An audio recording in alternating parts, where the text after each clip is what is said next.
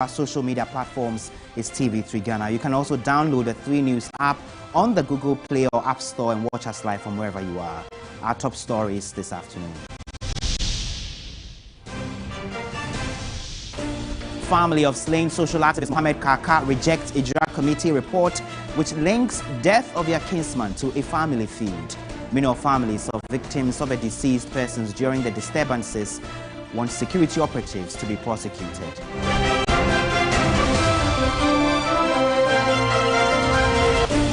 Also this afternoon, decline in HIV and AIDS education attributed to the sharp rise in cases among the youth. The latest revelation from the Ghana AIDS Service has been described as startling. And on the international front, Guinea Junta bars members from next elections.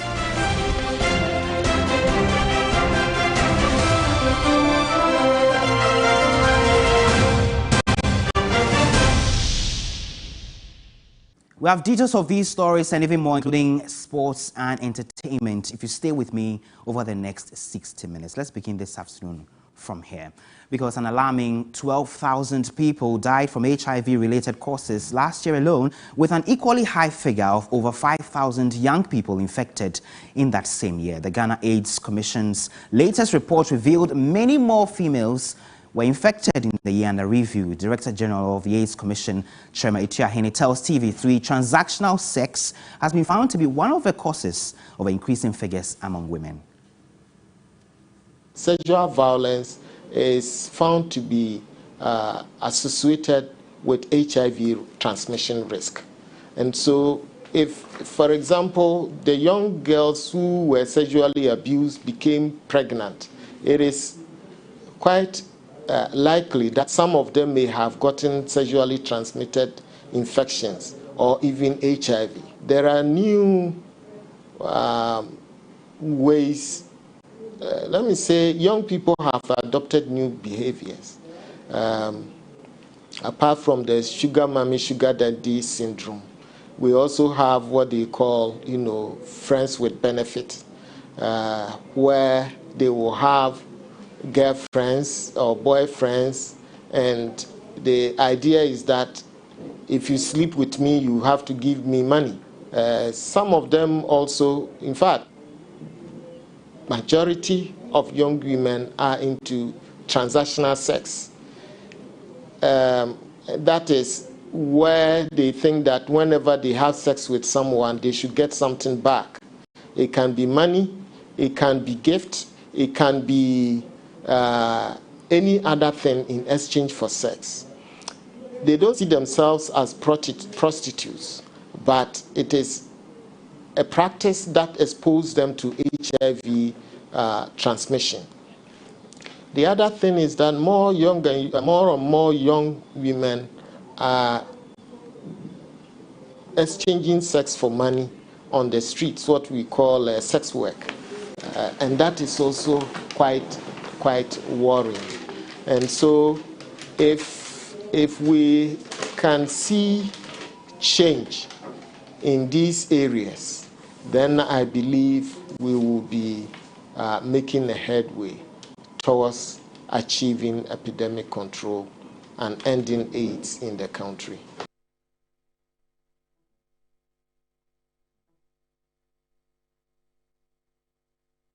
So that's Director General of the Ghana AIDS Commission, Ejura, they're speaking to us about the latest figures. But let's run by you a lot more of those fine details of a distribution in terms of the figures that have been recorded in the last year alone. That's the year under review, according to the Ghana AIDS Commission. We know that a lot more females have been infected in the last year, and also there's a lot of new infections among children, according to the Ghana AIDS Commission. Let me run by you those figures quickly. So we have, for example, 5,211 young people between the ages of 15 and 24 who were infected in the last year alone. And now we have a total number of new infections, a staggering 18,928. And 28% of all of those are new infections, and they were among young people, as we've said. And so we have 4,325 females and 886 males contracting the disease in the year 2020 alone. And now we have the adult population, that's 10,032 That's of 25 years and above. They were infected, representing some 53%. And then we have 3,596 children who were infected. And then another 12,758 related deaths in 2020. Over 12,000 deaths in 2020. And then 27,690, that's 8% of children, were between 0 and 14 years. And they are currently living with HIV. So those are the figures from the Ghana AIDS Commission. In the last year alone, the staggering numbers that they have recorded. But the seeming decline in HIV and AIDS education has been attributed to this sharp rise in the cases among the youth that has been reported. With the rising numbers among young persons living with the condition, the issue of stigma has also remained one that has been a barrier to accessing care. Maybe talk about sex. The stigma has your parents ever talked to you about sex? Okay, me, my mama. These young students are not part of the 58% of persons living with HIV who know their status. Like many other Ghanaians, they may not be concerned much about the 77% who receive sustained antiretroviral therapy. The AIDS Commission revelation that more than 42,000 young people between 15 and 24 years were living with the virus as of December 2020 is worrying.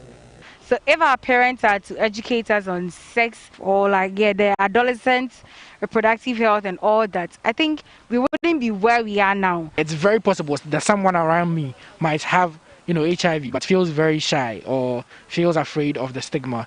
They are clear in their minds why these figures continue to soar. One of the days where you're going to have sex with someone, you need to think about it before you do it. But of late, it's normal.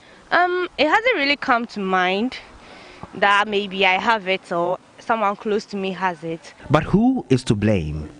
You might look weird to tell your partner, oh, let's go get an HIV test before, we do anything. You do not need to go far away to know there is a surge in sexual encounters among young people, and the use of emergency contraceptives has also shot up. They will tell you that, well, I'm not in a regular relationship, so I don't have sex regularly, even though that might not be the case. The convenience of it, its availability, the cost, I think amongst other issues are driving the youth towards it. While the sex counts go up, the AIDS Commission is worried stigma is preventing young people from accessing care. Even when they are diagnosed as having HIV, are not on treatment because of stigma. Carrying the medications to school, sometimes for those who are positive, taking daily pills becomes a problem. My friends want the conversation around HIV and AIDS to be normalized as a way of dealing with the discrimination. We should have some connection with our parents for us to be open to them and explain things to them in our lives. If not, our friends will continue to mislead us. Well, health experts have spoken about how to normalize the testing of HIV and AIDS in the wake of increasing numbers of new infections among young people. Today I've come to the Patholab Medical Laboratory to get myself tested. A few jitters here and there, but fingers crossed. I have been briefed about what this entails, but I am up for it. Does not seem to me like a big deal at all.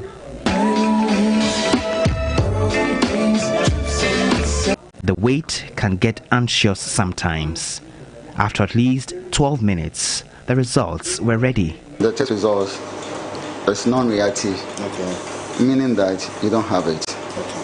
In the event there is an opposite of this result, what would that mean? With that, we are not just going to give you just one result like this reactive. We'd have to do a confirmatory test. The health experts are advising us to walk into medical facilities and get tested. The earlier you know your status, the better. Even if you're positive, you can live a fulfilling life, even with HIV.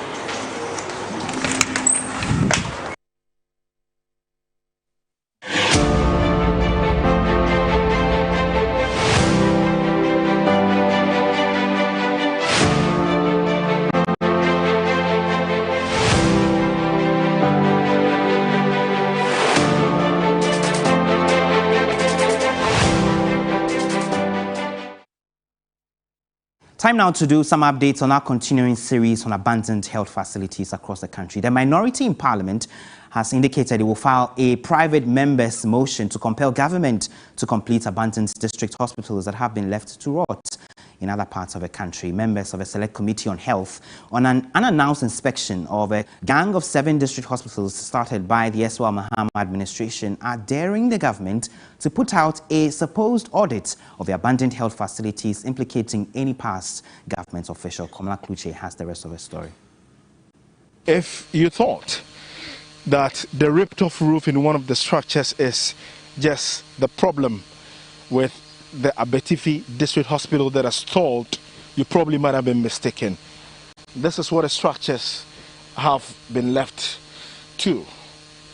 We understand that even the chemicals that were used in the molding of this, where the concretes will go into, the efficacy of the chemicals have gone down. So the structures as it is now, from our understanding, it will probably no longer be fit for use. For that matter, they've got to pull it down. The people of Abetifi have been enraged and angry that the government has not completed the project that started in 2014. The minority has been inspecting the project, not just the Abetifi one, but across the country. And I'm joined by the ranking member for the Health Committee in Parliament, and then another member, Kwabena Minta Akando, is the ranking member. He's also the Jaboso MP, and also the Techiman North MP, Elizabeth Ofosejari. Let me start with you, Minta Akando. We thought that Fomena probably might have been worse off, Kumewu might have been worse off. This is what has befallen the people of Abetifi. I keep saying there's no other word than to say this is wickedness and causing financial loss to the state. I'm quite devastated. I don't know. You've seen for yourself, very nasty scenes. We went to the structure behind this one. Timber, trees are developing and germinating in the rooms, and materials have been left to the mercy of the weather.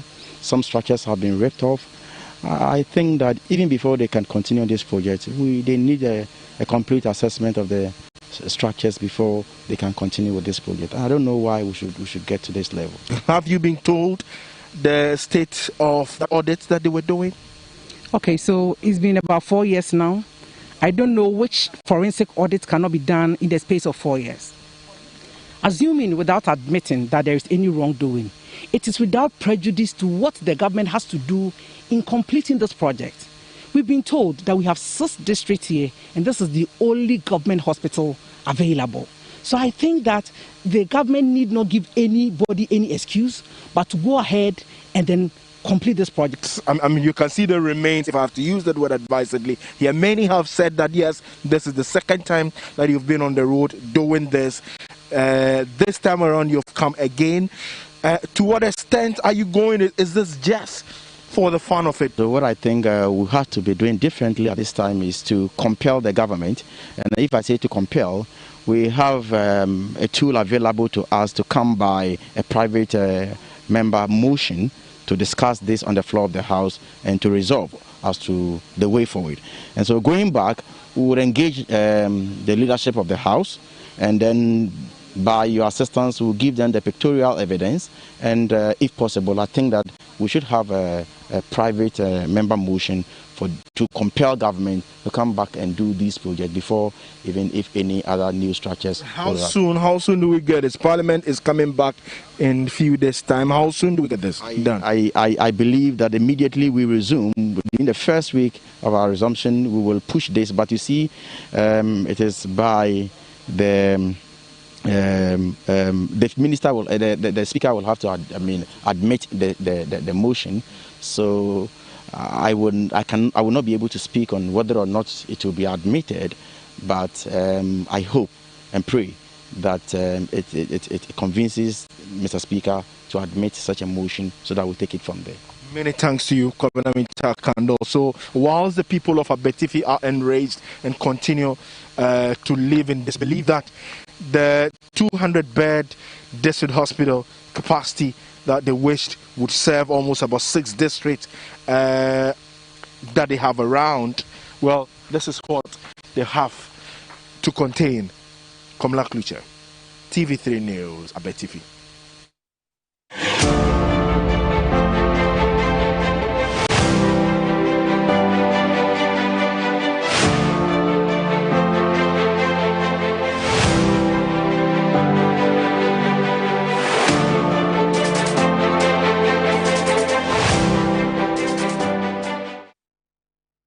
Let's move away from health now, and government has announced plans to purchase a new presidential jet for the president's foreign travels. Now, this was disclosed by the Director of Communications at the Presidency, Eugene Ahin, at the Jubilee House Monday, September 27, during the president's weekly briefings.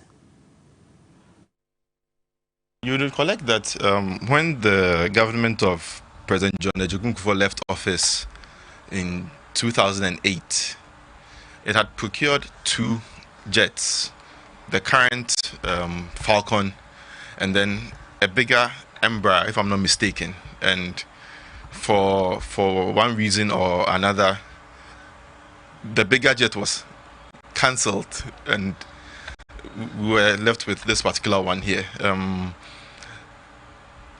don't know what I mean. Obviously, it would have made much more economic sense to keep the bigger one, because obviously when that happens, when you're traveling with your delegation, and as you know, you don't have to send media people ahead of time. All of you can just go at a go, saves cost and everything. But well, it has happened, and you recollect that the Minister for Defense has made it clear that government has decided to buy a bigger jet to save us from all these troubles. I wouldn't want to go into details. I'm sure when the Minister for Defense has the opportunity to give further information as to what government is doing with respect to that, I'm sure he'll do that. But I know for a fact that, yes, as he has rightly indicated, government is already in the process of acquiring a big jet for use. Yeah.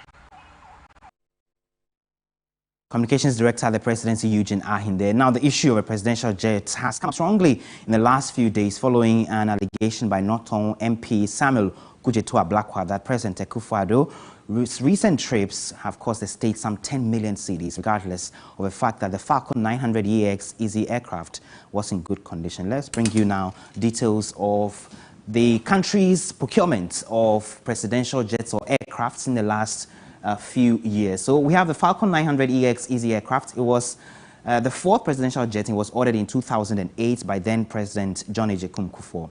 Then we have the Gulfstream GII or G3. It is the 3rd presidential jet, and it was brought in by late President Jerry John Rawlings. And then we go to the Fokker 28, which is also a Dutch-made. It was acquired under the General Echampong regime sometime in the 1970s. And then we have the maiden jet DH-125. It was acquired in 1962 by Dr. Kwame Nkrumah, and also Ghana's first presidential jet, which was used up until he was ousted during the 1966 coup. So those are some of the details of the presidential aircraft that we've had in the last few decades. And then the conversation now about acquiring another one, which is more spacious, bigger, to accommodate the president's entourage and some other assisting individuals when the president is going on tour, has become topical. Joining me on the line is Felix Kwachiofosu, who is a former Deputy Communications Minister and aide to the former President John Mahama. Thank you, Felix. I know you and some of the minority MPs have been consistent in your demand for the country to be austere in the circumstances and the economic conditions we find ourselves in terms of the expenditure on the president's travel. Now we're learning that the country is procuring another aircraft. Would you say it's something we need to do at this time at all? Well, that is most disheartening news. And it's completely underscores the point that we have been making, that this president and his government are determined to raise the public purse in order to satisfy the creature comforts of the president. That is all that one can say about this particular decision. Because the matter of the acquisition of a presidential jet has long been settled. As I speak to you, we have a presidential jet that is in absolutely pristine condition that can take the president anywhere he wants to go in this world. But it is obvious that President Akufo-Addo is not satisfied with what we have, and he wants more comfort and ostentation for himself.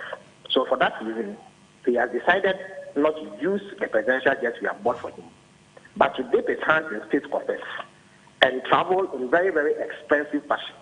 And because we have constantly been complaining and insisting that he remains prudent in the use of our resources, he has now decided that he is actually going to buy a bigger and more luxurious aircraft when none is needed.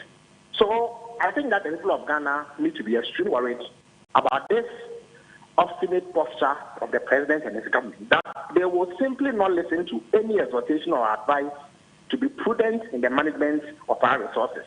And the decisions they make in respect of expenditure on the creature comforts of the president are completely unacceptable. And for example, the communications director told us during the press briefing yesterday that in the past, the cost of the travels had ballooned because they had to do double trips and even have trips for media men and some other aides of government to take the lead, and all of these are expensive. So getting a bigger aircraft will cut down some of these costs. You do not agree? But it has always been the case. Every single Ghanaian president who has traveled has had an advance party. And this is not going to cease if we buy this new jet, unless they are going to buy a jet that seats 300 people. Every time the president travels, there will advance party because he needs his security apparatus to go and check out where he is staying, where he will be staying, and all the places that he will be going to as part of the activities that he undertakes during his travels. So there will always be an advance team. So that can never be a reason why you acquire a bigger and more expensive jet. Look, the president must understand that Ghanaians are feeling the pinch of severe economic actions. His government is unable to meet many commitments that the people of Ghana want him to meet. He is not able to fix our roads. He is not able to increase the salaries of Ghanaian workers by any appreciable margin. Okay. He is not even able to buy textbooks for basic school pupils, for which reason, for 2 academic years, the pupils in our basic schools have been without new textbooks. This president is unable to provide food for senior high school students, for which reason the schools have been complaining about food shortages. He is not able to pay fertilizer supply, for which reason there has been a shortage of fertilizers, which we are told will lead to food shortages in the coming months. He is not able to do the basic things that Ghanaians require of him. Okay. And the reason why he says he's unable to do so is that we are cash-strapped. So if we are cash-strapped and he's unable to meet the basic needs of the people of Ghana, why is he so hell-bent on living ostentatiously in extravagance? And so for you, Mr. Kwashifosu, it's a no-no. They should rescind this decision. It is a complete no-no. We have a fully functional presidential aircraft that can take the president wherever he wants to go in this world. All right, thank you very much. Felix Kwashifosu there. He is a former Deputy Communications Minister, also one of the aides to former President John Mahama, speaking to us. Now, the Member of Parliament for the Hohoe constituency and Minister for Railways Development, Peter Mewu, says government is committed to fulfilling its agenda of roads. He says a contractor is currently reported to site on the Eastern Corridor Road, which has seen a lot of controversy in the last few years. He spoke to Jifa Bampo on the sidelines of a World Tourism Day marked in his constituency at Wuli. Network, of course, as you said, it's quite bad. But it's also a fact that government has made it an agenda. The current government, the year 2020, as a year of road. Our Eastern Corridor, which is one of the major bottleneck that we have faced over several years. Currently, we have our own son, which is on the road, First Sky. Last week, I drove on that road. For about several years, more than 8 years, I've never used the straight route going to Accra. But last week when I came, I used the straight route. First Sky is working on that road. So if we're able to fix the Eastern Corridor Road, which is, of course, a major trunk road to the north, that is a way of linking the region to the other parts of the country. There are other small, minor roads that we are working on. I'm lucky enough, for Hohoe constituency, we've done a lot of road network. The Sodomy, the Gledi, the Vli. I think you'll be going there today. You'll see for yourself that those roads to those storage sites have been well tied and laid in a manner that makes traveling very easy. So yes, I agree. But I also want to make it on record and let you understand clearly that the Eastern Corridor route currently is being fixed. And we expect that within the next 2-3 years, we should be able to complete. Let's bring one of our headline stories this afternoon. Family of slain social activist Mohammed Kaka has rejected the Ejura committee report which linked the death of their kinsman to a family feud. They contend that the report is fabricated. It follows findings and recommendations made by the committee, which was made public yesterday, among which included proposals for compensation to families of the 2 persons killed during the protests there. On June 29, has recommended adequate compensation. My colleague Ibrahim Abubakar is in Ejura as we speak. He joins me for a conversation. Ibrahim, why do the family, for example, reject the recommendation that is, or the finding that is linking the death of a social activist to a family feud, when we know the mandate of a committee wasn't even to focus on the cause of death of their kinsman in the first place? Well, exactly. That is their bone of contention, because for them, when the committee members came to Ejura, when they met them, they spelled out clearly to them that their sense of reference has to do with unraveling the circumstances that led to the shooting and killing of the 2 civilians. Then their mandate has nothing to do with investigating the murder of Kaka. So that's why even from the beginning they decided not to appear before the committee until later when they changed their mind. So all along they thought the committee would go and bring out its report without necessarily going into detail about the death of Kaka. But now we have a report that says that the death is as a result of a family feud. So that is what they are not happy about, because for them the matter is before a competent court of jurisdiction, and the police is also investigating into the matter. So for the committee to conclude that the death of Kaka is such a result of family feud, meaning it is likely to even affect the outcome of the court, and then they believe that the Attorney General can even use that as a basis for committee and even advice. So that's why they were not happy that the committee had to go to that length. So for them, they reject that. They still see it as speculation, because the committee didn't do independent investigation, apart from the fact that they invited 1 or 2 people who spoke about the incident. The committee didn't do investigation deep down to know exactly the people who murdered Kaka. So that's why they are rejecting the findings of the committee. And you've been speaking to spokesperson of the family, Nafi Mohammed. We can listen to what he told you exactly.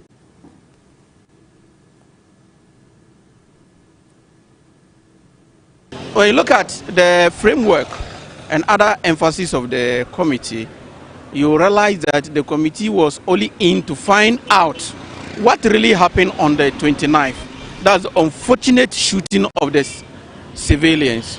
Now, the committee made us to understand clearly that they are not in to investigate our brother, who is Kaka. The report tried to sway the minds of people to that fact that he is not, so that the blame is now centered on his family. We, the family, think that the committee have not done any investigation to come out with those speculations. The family still takes it as a speculations, because all what they are saying, you can realize from their wording that they will say is probably, meaning there is limit of uncertainty. They themselves have not done any thorough work to come out to tell us that that is a stand or that is a fact for us to stand on. So as a family, we do unanimously, as a family of Kaka, do not accept the report, and we do not even accept from the onset the formation of such committee. I am of the view that we don't have any case in court to go again, because what is the matter now? The matter is before the law court to find out who are the murderers of our brother Kaka. And now if the committee can bring out a report out of its finding to tell us that they are of the view that probably it is a family feud. So this is to tell us that they have now vindicated the other 2 MPP supporters, because looking at the evidence provided before them, you realize that there are a lot of series of evidences, audio evidences before them that show that Kaka was threatened. Kaka was threatened. So why is it that they did not question to length the individuals in that video? Why didn't they invite those people in the video to interrogate them? You see, there is every means possible within the limit of the committee not to do a thorough work. Person for the Kaka family there speaking to us. But Ibrahim, you've also been engaging families of the individuals who lost their lives and those who were injured. They have also been calling for the prosecution of officers involved on that day. Exactly, and for them, they are also not too happy with the findings of the committee, because for them, all along, the justice that they are calling for is not necessarily compensation, but they want to see the people who shoot and killed their relatives be prosecuted. Let's listen to what they've been telling us. For all, I am Abdullah Abu Bakr, the head family of the late Abdul Nasir Yusuf. In fact, it's very, very painful. It's shocking that when you see that we are in the country of law and they don't want to apply the law into the system, it's very, very painful. All what we are calling for is justice, nothing but justice. There's no justice simple because we wanted the perpetrators to be bring into book, judge them, after the judgment, punish them, after the punishment, if there's something like compensating to the family of the victim, we are happy about it. We want this impunity of this country to stop. Because we've seen first one, second one, third one, the same thing. Those people still continue doing that because they know after all, when they do that, there will be no any punishment for them. So they'll keep on going. I don't think somebody will accept to bring his family of his member, give it to some people to kill them, and then they recompensate them. I don't think somebody will accept that. I feel so bad. I say, oh, no, the oye biano, so no be menti, and koye mame. Ya buy kind as well. Ye per compensation no be or more mukununsi. I also want to show you discipline almost. Report number. Yes, we are can report no. Na yede ni masam bia ka sabi mo amudi sabone no yem emfa aban fa komiso ayede omfa komiso abede e betam pressure mo na so yawun say yes o my justice dey am but ya jo mo kosa dey a yeso nya dey bede e beti ase police come no mo tan fe mfi kuruma na chese wanye de djuma yie o mo tan fe mfi kuruma na emfa foforo famra. So those are some of the relatives of the two individuals who were killed during the protests in Ejura after the death of a social activist, Mohammed Kaka. But for those of you who have not abreast yourself of the recommendations of the committee, let me just quickly run by you a few of them. And so the committee recommended, for example, that all crowd control units of the security services must be equipped with body cameras, and all logistics must also be used and they must also have cameras when they're going on any riot control exercise. Now, it says NCC should intensify public education and civic rights and responsibilities in that particular part of the country. It also goes ahead to say that RECSEC, MUSEC and DISEC, the members of those committees in the Ashanti region, must be trained in conflict and crisis management. And we also know that the committee recommended the removal of a municipal chief executive, which has since happened, and also the transfer of a district police commander. You can log on to 3news.com. All of those recommendations have been uploaded there for you to read. Let's move away from Ejura now. And 9 pupils in the Kulpi Junior High School in the East Gonja municipality of the Savannah region who were allegedly sodomized by a teacher in the school have been sent to the Salaga Government Hospital for medical examination. The pupils were accompanied by their parents to the facility. They are expected to submit the medical report to the Salaga District Police Command after going through the medical process. Meanwhile, police in Salaga are yet to charge the suspect who is in police custody.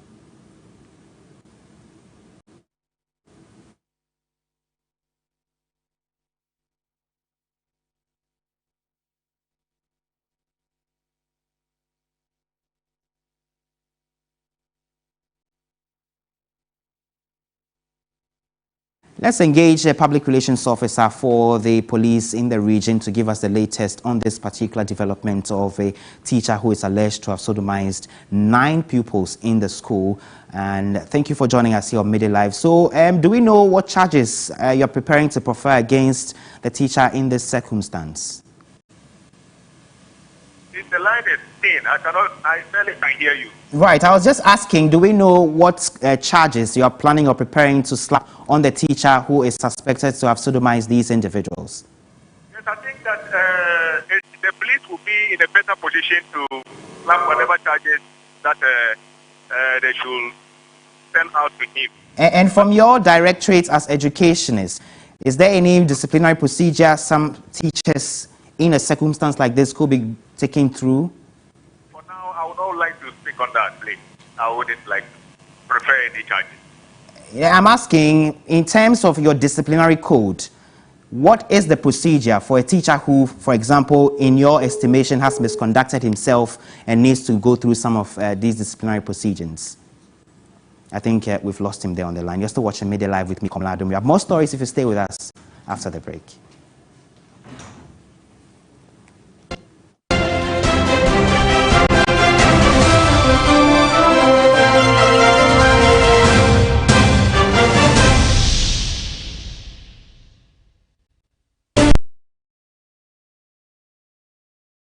I'm going to interview Zuzum right here in my house. Hey! Look up there. Why are you using inferior pen? It was a mistake. I no check. Acrobat2. I'm going to knock you out. I know, sir. You deserve quality. Don't make mistakes. Stop. You did the right thing. When you are going to buy a paint, don't look left, don't look right. Go straight and grab the luxury acrylic paint. No be any paint, be paint. The luxury acrylic paint. Paint champion. From 16 beautiful and intelligent women, 6 have made it to the ultimate grand finale of GMB 2021. Who will be crowned Ghana's most beautiful queen 2021? Sunday, 3rd October. Is it Safwa?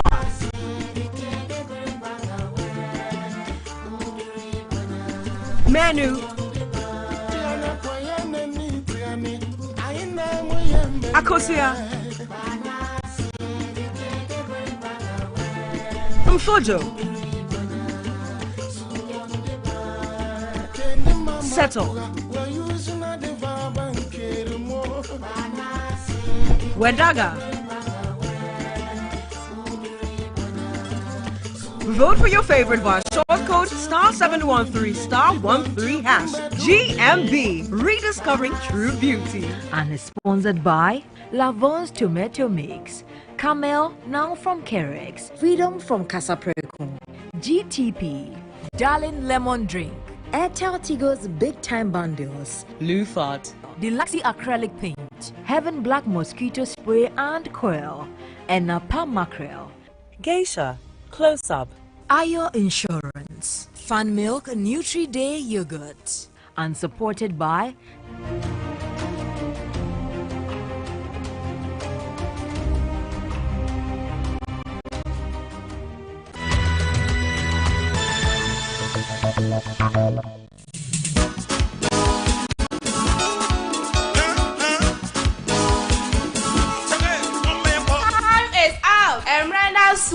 Mekaniju Eshe Gamade Tamwapaya Tamidi Nina no fancy there time also Connect FM Western Trade Fair Equity for the Brunya Kwesima Meroba Onye Bushian in Yara how come na so Siana you know of us in Yara background so now we say menu Yanaru copy Joto Ebe say Antazupa you boy in anyone only for future business Connect FM Western Trade Fair Equity for the Brunya 29 September 6th October whatever Kademo name as a John Funa Jumokuni in Naroba let's say live on the Tatema Friday because it's Sunday the Friday Rapiona or your fashion show no me the area bro yes one more from no one or your Connect Kiddy Bash the consider you bro yes a playing card championship not team Connect FM Western Trade Fair what's your friend book who stand 0244 244 027 and 0545 572 856 Connect FM Western Trade Fair at one for negative credit more MTN Momo yes Momo 8 no one from calling in Ara Connect FM Western Trade Fair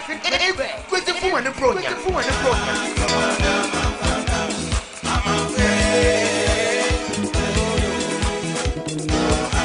Fruits and vegetables are low in calories and fats and high in fiber, which are 3 essentials for weight loss. So go on then and eat more fruits and vegetables.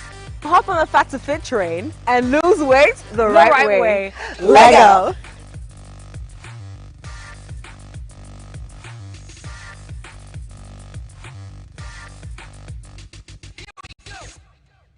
It's about to get more sporty with a touch of super entertainment with your favorite stars. Times we play the thing, get the Chaskele, the football. Who should I take? Tony Cruz? Cruz.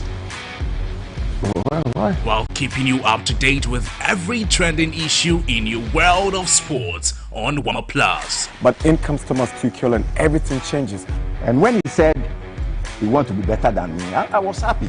Let's keep it more sporty and super entertaining every Saturday on Warmer Plus, right here on TV3.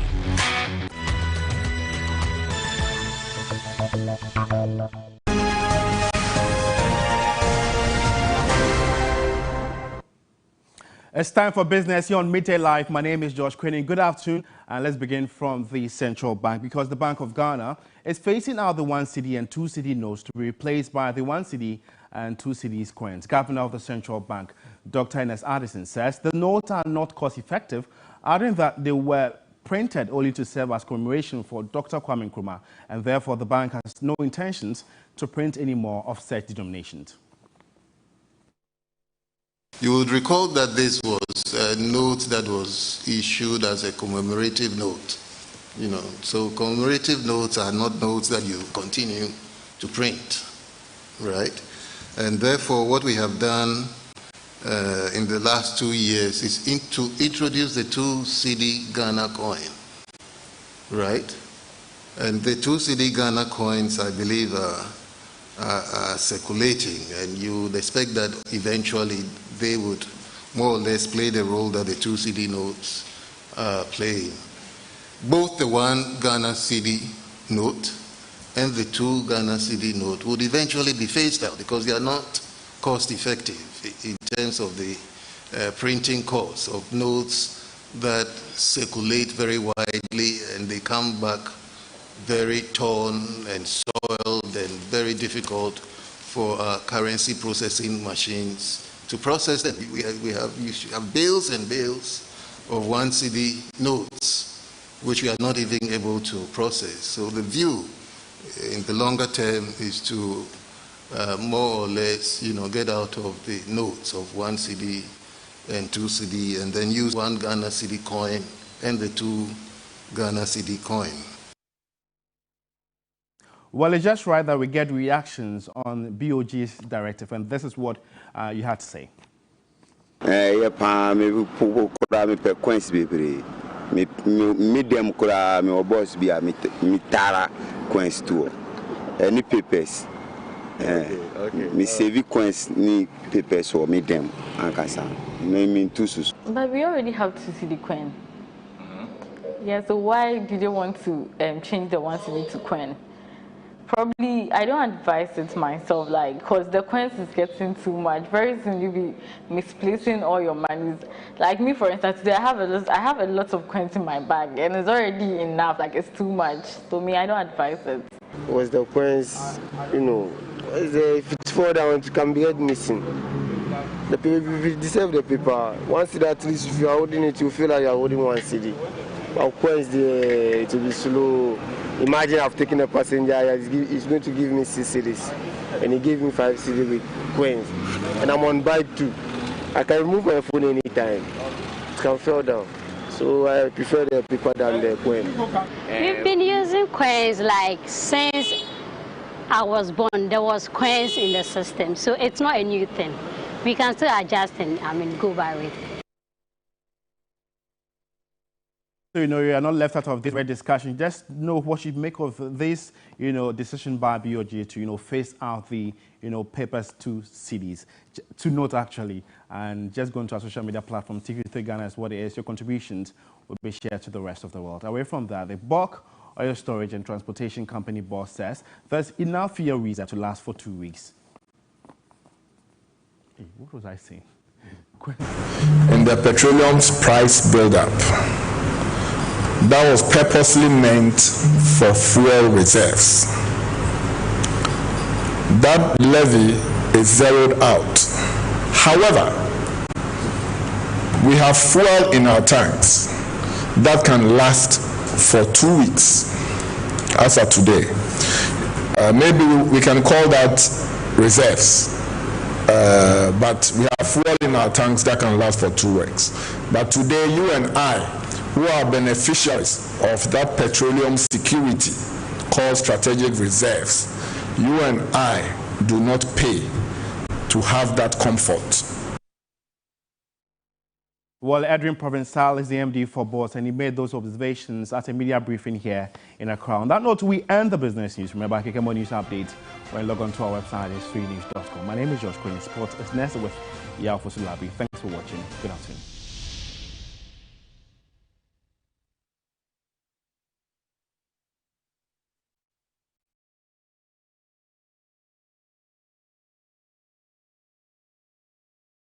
From 16 beautiful and intelligent women, 6 have made it to the ultimate grand finale of GMB 2021. Who will be crowned Ghana's most beautiful queen 2021? Sunday, 3rd October. Is it Safwa,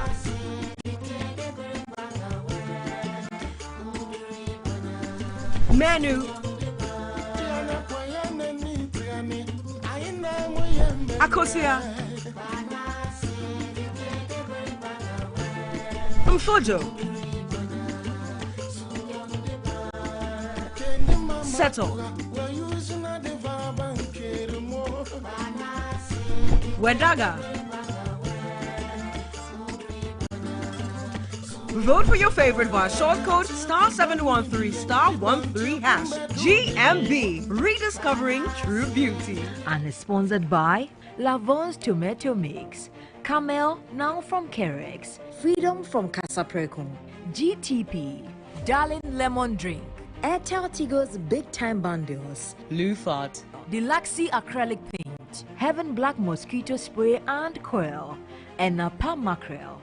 Geisha, Close Up, Ayo Insurance, Fun Milk Nutri-Day Yogurt, and supported by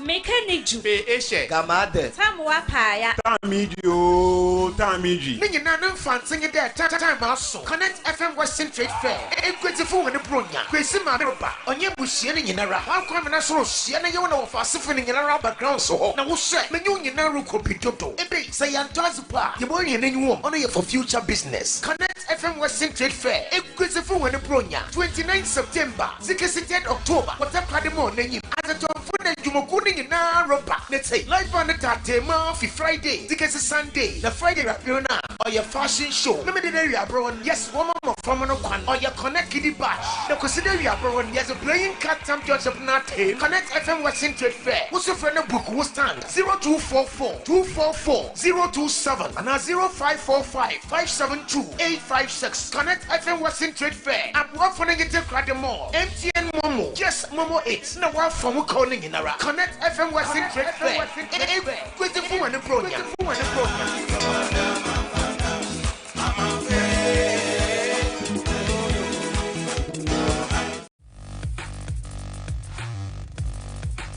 Charlie, I know you've been to other parties and you've had all the cakes, you've done the fufu just like myself, eating banku and all of that. Christmas is approaching, but we need to shred off some weight. We need to lose some weight. We need to go to the gym, and it's an opportunity for you and I to lose weight before December. Now, it's the Prudential Life 3FM Fat to Fit Challenge. Charlie, I dey go some.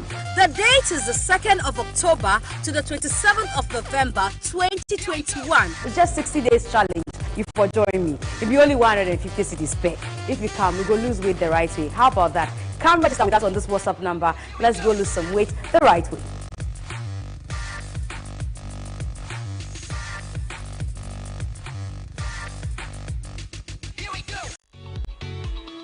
Nomi and Sabo. Ope se ukofie. Unya yanka we do fie dada. But as usual, there is traffic. We still have a little time. Yanko Fie on Connect 97.1 FM. Yebe bonyuma opedia mao. Eno ye friend no bom mami. And just before we call it a day, we'll go to town and listen to some unbelievable stories from anonymous callers. Yanko Fie on Connect 97.1 FM with me, Nana Ajwa Arthur, the Queen of the Airwaves. Listen to Yankofie every Monday to Friday from 3 p.m. to 6 p.m. on Connect 97.1 FM. Connect FM, Yanyunam.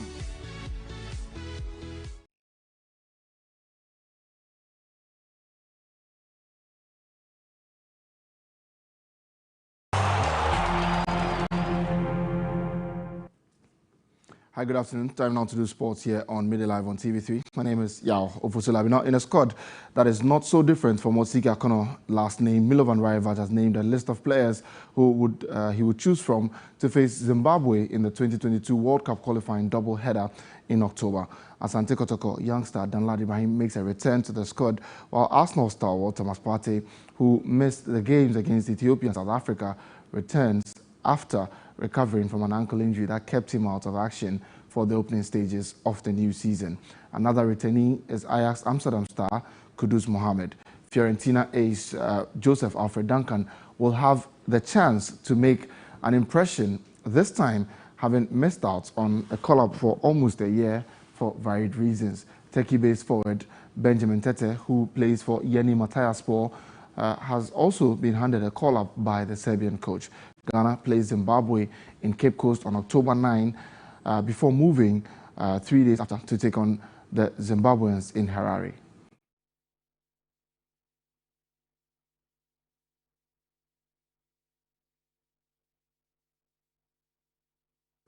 Now some more stories, and the name on the lips of Ghanaian football fans after his heroics over the weekend is Mr. Asante.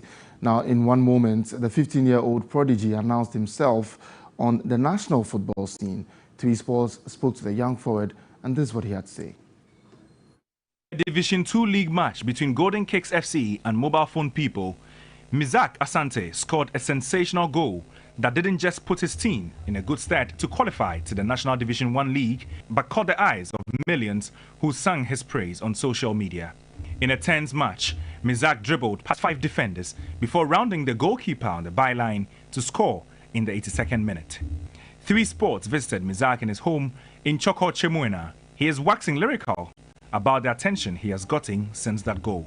I feel good, but it's not a wonder goal for me. But every day I'll do it. Every day I'll do it, and I will continue to do it because this one there, it be small for me. It be small for me. Mizak wants more now. He's aiming to soon play for one of the top clubs in the Ghana Premier League. I want to see myself on top clubs. I want to play a national team under 17 or under 20. Before that, now I want to play Ghana Premier League. Mizak says he's modeling his football style after France and Paris Saint-Germain superstar Kylian Mbappe. I want to be like Mbappe because he's the one player. I watch him a video and everything. The attention of the top clubs have been caught while the transfers are still ongoing, and the forwards' quest to keep rising has taken a fresh lift. Ghana has discovered a new top talent to dote on, a talent budding from the lower echelons of Ghana football. Now, PSG and Manchester City have an early chance of redeeming themselves in the UEFA Champions League this term, and also laying down the marker when they face each other in the heavyweight group game at the Parc des Princes on Tuesday. That sees Pep Guardiola and his old pupil Lionel Messi come face to face once again. City came agonizingly close last season when they beat PSG in the semi-finals, only to lose to Chelsea in the final in Porto. PSG, runners-up in 2020, will want a measure of revenge for that, but they have already got one over the English champions with the signing of Messi, who at one point looked more likely to end up at the Etihad Stadium. Messi has missed PSG's last 2 games with minor knee problem. He has yet to score for the new club and has only made 3 appearances since arriving from Barcelona at the start of August, completing 90 minutes just once.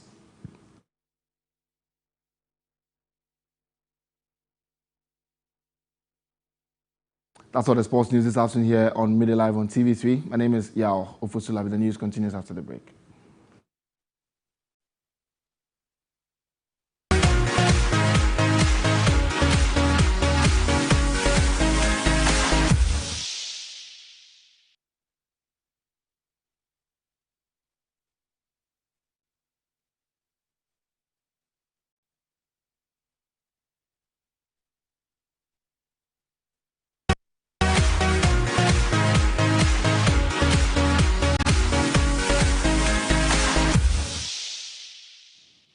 Amanite Kiyekufu and in entertainment this afternoon, U.S. singer Robert Sylvester Kelly, popularly known as R. Kelly, has been found guilty of racketeering, including acts of bribery and sexual exploitation of a child, along with separate charges of sex trafficking. The 54-year-old faces 10 years to life in prison. For more than 2 decades, R&B singer R. Kelly has faced allegations of sexual abuse. The stories go back to the start of his career in the 1990s, with many centering around the alleged predatory pursuit of teenage girls. R. Kelly was charged with racketeering that has 14 underlying acts. 1 act of bribery, 3 acts of sexual exploitation of a child, 1 act of kidnapping, 3 acts of forced labor, and 6 acts of violating the Mann Act, as well as incidents involving 6 anonymous gendos. 11 accusers, 9 of whom are women and 2 men, took to the stand over the intense 6 weeks trial to describe sexual humiliation and violence at his hands.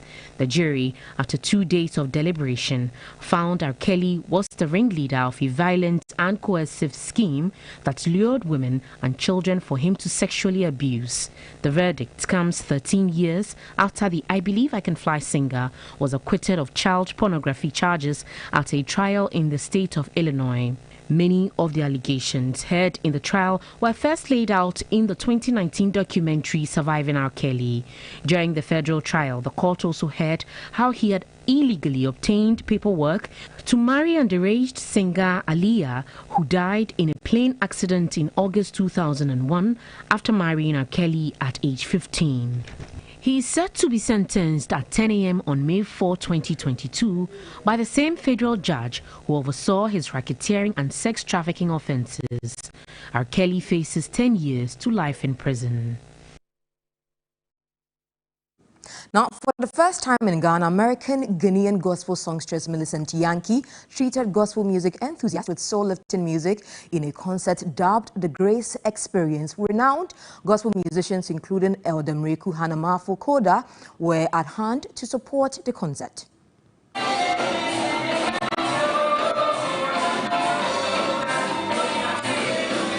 It was a fully packed weekend with gospel music as some gospel musicians lead worshippers to rock the city of Accra.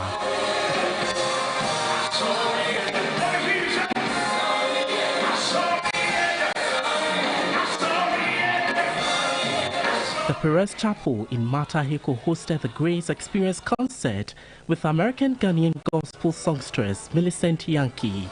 For the first time, the Ghana Music Awards USA Female Artist of the Year treated gospel music enthusiasts with soul-lifting music.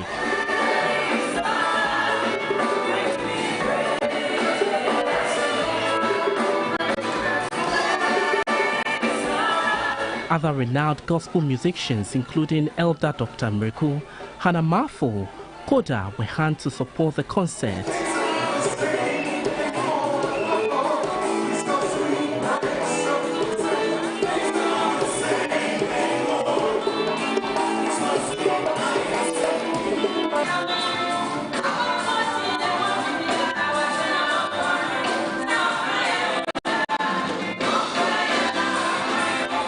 Spirited Millicent Yankee encouraged others not to lose hope in life. Do not give up, because God has not given up on you. In good times, He will make a way. It may look like things are bad, but behind the scene, He's working things for your good. So do not give up. If God has done it for me, He will do it for you too. And that's it for entertainment. I'm Anita Kiyekufu. Have a good afternoon. Time now to find out the latest news making headlines beyond our borders. Junta has barred its members from running in the next elections that will mark a return to civilian rule. An elite military unit headed by Colonel Domboya seized power on September 5, accusing the government of mismanagement and corruption. It came as the junta announced on Monday a transitional charter that confirmed military leader Colonel Mamadi Domboya as the president following the coup earlier this month. The charter also provides for a government headed by a civilian prime minister and a national transitional council that will temporarily act as a parliament. That's it for the bulletin this afternoon. It came to you from Adisawi Kanda here in Accra. It was on DSTV, channel 279. There's a lot of stories if you log on to freenews.com. I am Komladum. Have a good afternoon and keep watching TV soon.